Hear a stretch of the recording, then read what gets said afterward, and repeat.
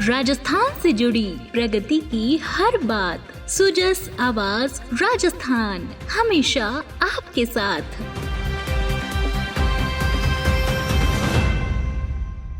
Sujas podcast में मेधा से आप सुन रहे हैं प्रदेश की खास खबरें। एक नजर उन खबरों पर जो आज सुर्खियों में रहीं। प्रदेश को 4000 मेगावाट प्रति घंटा की बैटरी ऊर्जा भंडारण प्रणाली का आवंटन। मुख्यमंत्री भजनलाल शर्मा ने जताया प्रधानमंत्री और ऊर्जा मंत्री का आभार। प्रशासनिक अनुभव से सशक्त होगी राजस्थान लोक सेवा आयोग की कार्यप्रणाली। IPS अधिकारी UR साहू बने राजस्थान लोक सेवा आयोग के अध्यक्ष। बाढ़, वज्रपात और जल भराव से निपटने के लिए सभी विभाग अलर्ट। फ्लड प्लान 2025 की समीक्षा। और अब सुनिए खबरें विस्तार से। राजस्थान को केंद्रीय विद्युत मंत्रालय द्वारा वायबिलिटी गैप फंडिंग VGF योजना के तहत 4000 मेगावाट प्रति घंटा की बैटरी ऊर्जा भंडारण प्रणाली का आवंटन किया गया है। इस निर्णय के तहत राज्य को केंद्रीय सहायता भी प्रदान की जाएगी, जो ऊर्जा क्षेत्र के भविष्य के लिए एक बड़ा कदम माना जा रहा है। मुख्यमंत्री भजनलाल शर्मा ने इस दूरदर्शी निर्णय के लिए प्रधानमंत्री नरेंद्र मोदी और केंद्रीय ऊर्जा मंत्री मनोहर लाल का हार्दिक आभार और धन्यवाद प्रकट किया। मुख्यमंत्री ने कहा कि मुझे पूरा विश्वास है कि यह ऐतिहासिक निर्णय राजस्थान को ऊर्जा क्षेत्र में नई दिशा देगा और ग्रीन एनर्जी के राष्ट्रीय लक्ष्यों की प्राप्ति में हमारी महत्वपूर्ण भागीदारी सुनिश्चित करेगा। बैटरी ऊर्जा भंडारण प्रणाली अक्षय ऊर्जा को अधिक प्रभावी रूप से उपयोग में लाने का आधुनिक समाधान है। इससे सौर और पवन ऊर्जा को संग्रहित कर आवश्यकता अनुसार उपयोग किया जा सकता है, जिससे 24 घंटे निर्बाध और हरित ऊर्जा आपूर्ति सुनिश्चित होगी। इस निर्णय से राजस्थान को हरित ऊर्जा के क्षेत्र में अग्रणी राज्य बनाने की दिशा में एक नया अवसर मिलेगा और राज्य की ऊर्जा आत्मनिर्भरता को भी सुदृढ़ आधार प्राप्त होगा।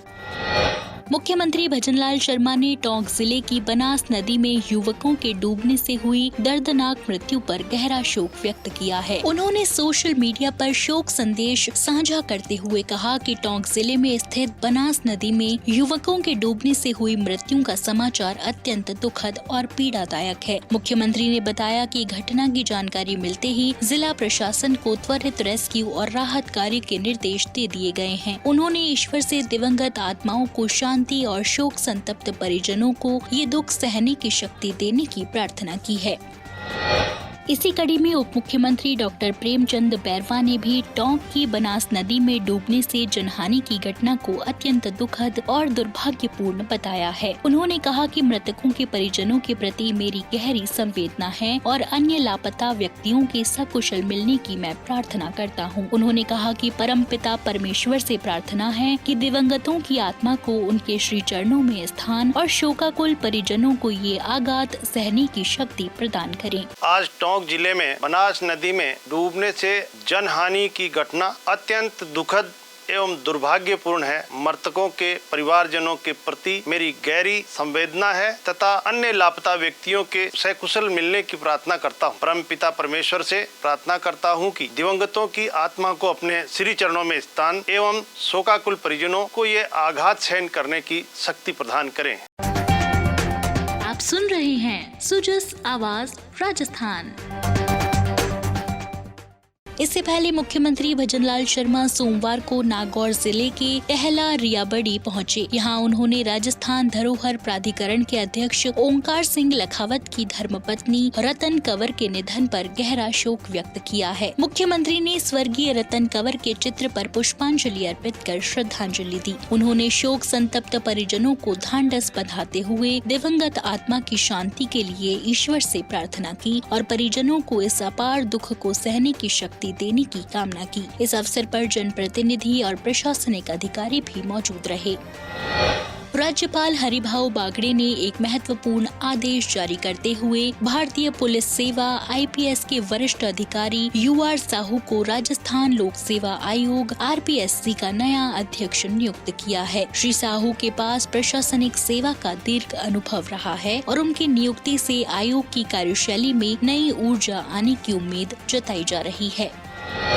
इसी कड़ी में राज्यपाल हरिभाऊ बागड़े ने कहा कि प्रत्येक पात्र व्यक्ति को केंद्र और राज्य सरकार की कल्याणकारी योजनाओं का लाभ समयबद्ध रूप से मिले, ग्रामीण क्षेत्र में आमजन को योजनाओं की जानकारी देकर लाभान्वित करें और विद्यार्थियों को शैक्षणिक अभिवृद्धि के लिए विशेष प्रयास किए जाएं। राज्यपाल श्री बागड़े आज नगर परिषद कुचामन के मीटिंग हॉल में डीडवाना कुचामन क्षेत्र के जिला स्तरीय अधिकारियों के साथ आयोजित समीक्षा बैठक में संबंधित अधिकारियों को निर्देशित कर रहे थे। श्री बागड़े ने विभागवार योजनाओं की प्रगति की समीक्षा करते हुए शिक्षा विभाग को नई शिक्षा नीति के अनुरूप शिक्षण प्रशिक्षण कराते हुए विद्यार्थियों को बौद्धिक क्षमता बढ़ाने और उनके सर्वांगीण विकास के प्रयास करने के लिए निर्देशित किया। उन्होंने कहा कि भारत के ऐतिहासिक और प्राचीन ग्रंथ ज्ञान के महत्वपूर्ण भंडार है। इससे विद्यार्थियों को बौद्धिक ज्ञान में वृद्धि हो, ऐसे प्रयास हमारी शिक्षण व्यवस्था द्वारा किए जाएं। उन्होंने जिले के ग्रामीण क्षेत्रों में ड्रॉप आउट विद्यार्थियों को फिर से शिक्षा से जोड़ने के लिए किए जा रहे प्रयासों की जानकारी ली और प्रभावशाली विद्यार्थियों के लिए विशेष कक्षाएं लगाने के निर्देश दिए। श्री बागड़े ने पीएम आवास योजना की समीक्षा करते हुए पात्र व्यक्तियों को आवास उपलब्ध कराने, पीएम ग्राम सड़क योजना के तहत दूर दराज तक गांवों और ढाणियों को सड़कों से जोड़ने, जल जीवन मिशन के अंतर्गत नल कनेक्शन के शेष रहे घरों तक शीघ्र नल द्वारा जल पहुंचाने के भी निर्देश दिए। आपदा प्रबंधन और राहत मंत्री किरोड़ी लाल मीणा ने कहा कि आगामी मानसून सत्र से पूर्व राज्य में सभी आवश्यक तैयारियां पूरी कर ली जाएं। उन्होंने संबंधित विभागों को निर्देश दिए कि वे अलर्ट मोड पर रहकर समन्वित रूप से बाढ़ नियंत्रण और बचाव कार्य सुनिश्चित करें। डॉक्टर मीणा आज शासन सचिवालय में आयोजित मानसून पूर्व तैयारियों की समीक्षा बैठक की अध्यक्षता कर रहे थे। उन्होंने कहा कि भारी वर्षा, भूमि कटाव, जल भराव और वज्रपात जैसी स्थितियों से निपटने के लिए आवश्यक उपकरण और संसाधन पहले से ही तैयार रखें। उन्होंने भारतीय मौसम विज्ञान विभाग के साथ निरंतर समन्वय बनाए रखने के भी निर्देश दिए। बैठक में आपदाओं से निपटने के लिए की जा रही तैयारियों की विस्तार से समीक्षा की गई। उन्होंने थल सेना, वायुसेना, पुलिस, एसडीआरएफ, एनडीआरएफ, गृह सुरक्षा, सिविल डिफेंस, जल संसाधन, चिकित्सा एवं स्वास्थ्य, बिजली, पशुपालन, रसद विभाग, स्वायत्त शासन, पंचायती राज सहित अन्य कई विभागों के अधिकारियों को भी मानसून के दौरान विभागीय स्तर पर अपेक्षित समस्त इंतजाम दुरुस्त करने के निर्देश दिए। इसी दौरान उन्होंने फ्लड प्लान 2025 की भी विस्तार से समीक्षा की। बैठक में बताया गया कि एसडीआरएफ, एनडीआरएफ, नागरिक सुरक्षा और भारतीय सेना के साथ 14 जून को कोटा में मॉक ड्रिल आयोजित की जाएगी। बैठक में बताया गया कि राज्य में प्राकृतिक आपदाओं के मद्देनजर आगामी 15 जून से राज्य स्तरीय हेल्प डेस्क नंबर 1070 और 112 और जिला स्तरीय हेल्प डेस्क के लिए 1077 नंबर जारी किए गए हैं। राज्य आपातकालीन परिचालन नियंत्रण कक्ष शासन सचिवालय में और जिला स्तरीय कक्ष प्रत्येक जिला कलेक्ट्रेट कार्यालय में स्थापित किए गए हैं। ये हेल्प डेस्क प्रतिदिन 24 घंटे काम करेगी।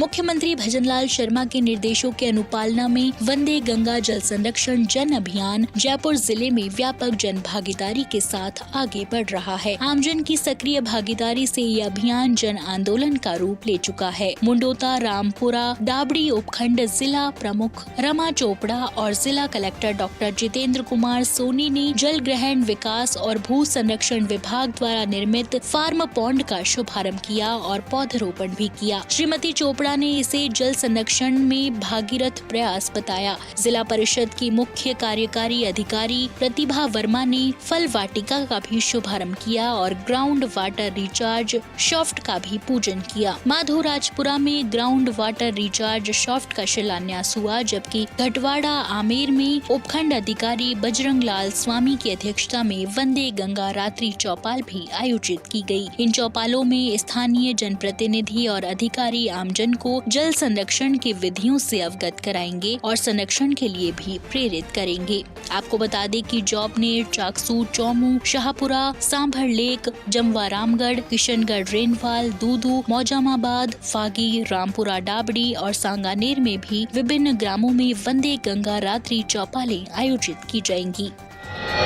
तो आज आज के सुजस पॉडकास्ट में इतना ही। मेधा को दीजिए इजाजत, कल फिर होगी आपसे मुलाकात। तब तक बने रहिए सुजस आवाज राजस्थान के साथ। नमस्कार।